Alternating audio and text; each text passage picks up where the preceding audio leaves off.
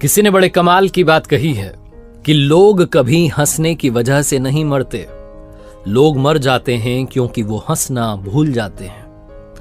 नमस्ते दोस्तों, मैं हूं आरजे कार्तिक।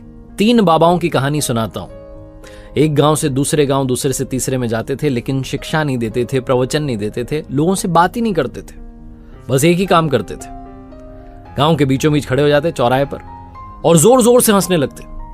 उनको हंसता हुआ देख करके 5-10 लोग इकट्ठे हो जाते, फिर भीड़ होती थी तो और लोग आ जाते और ये हंसते ही रहते थे, पूरे कंसंट्रेशन के साथ, डेडिकेशन के साथ, तल्लीनता से हंसते थे।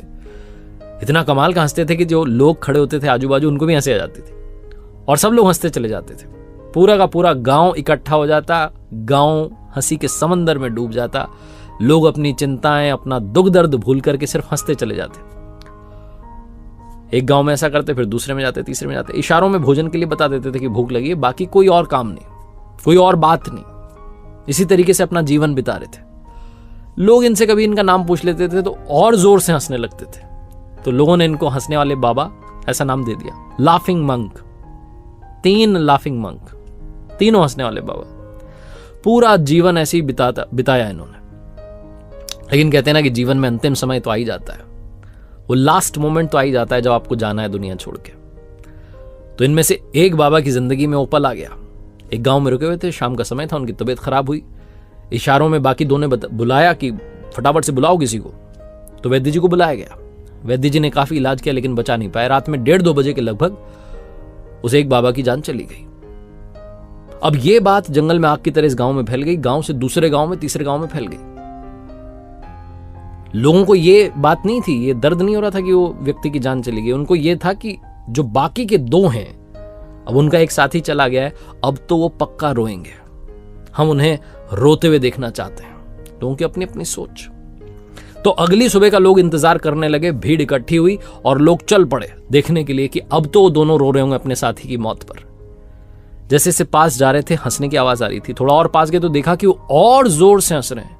इतना तेज हंस रहे हैं जितना तो जीवन में कभी नहीं हंसे। और लाश रखी हुई थी, उसके पास में दोनों बाबा जो बचे हुए थे, दोनों हंसे जा रहे हैं। लोगों ने जाकर के समझाने की कोशिश की कि आपका साथी चला गया है, कितने इमोशनलेस हो, आपके अंदर इमोशंस ही नहीं है। आपका साथी चला गया है दुनिया छोड़कर के, कम से कम आज तो मत हंसो, आज तो थोड़ा रो लो। वो जो बाकी के 2 बाबा थे, जीवन में पहली बार बोले।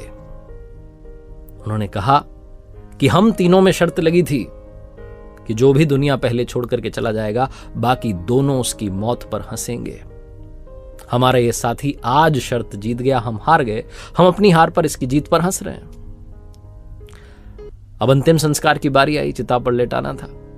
तो लोगों ने कहा भाई कपड़े बदल दो, नए कपड़े पहनाते हैं, परंपरा है। तो बाकी के 2 बाबा ने कहा कि नहीं, इसकी भी हमारे बीच में जो है बात हुई थी। इसने कहा था कि जब मेरा अंतिम संस्कार हो रहा हो तो मेरे कपड़े मत बदलना, इन्हीं कपड़ों में मुझे लेटा देना, क्योंकि मैं कभी अशुद्ध हुआ ही नहीं। इतना हंसा जीवन में कि अशुद्धि मुझ पर जमी ही नहीं। छोटी सी कहानी जिसका सार सिर्फ यह है कि जीवन में हंसते चलिए। हम में से बहुत सारे लोग हंसना भूल चुके हैं, इतना टेंशन में रहते हैं, इतना स्ट्रेस पाल रखा है कि मुस्कुराना भूल गए। इस दुनिया में ईश्वर ने हम मनुष्यों को एक गुण दिया है कि हम हंस सकते हैं, मुस्कुराहट फैला सकते हैं, मुस्कान बांट सकते हैं, लेकिन हम उसी गुण को भूलते जा रहे हैं। एक बार फिर से वही बात जो अक्सर कहता हूं, ऊपर वाले के आशीर्वाद, अपनी मेहनत और अपनों के प्यार के साथ कर दिखाओ कुछ ऐसा कि दुनिया करना चाहे आपके जैसा।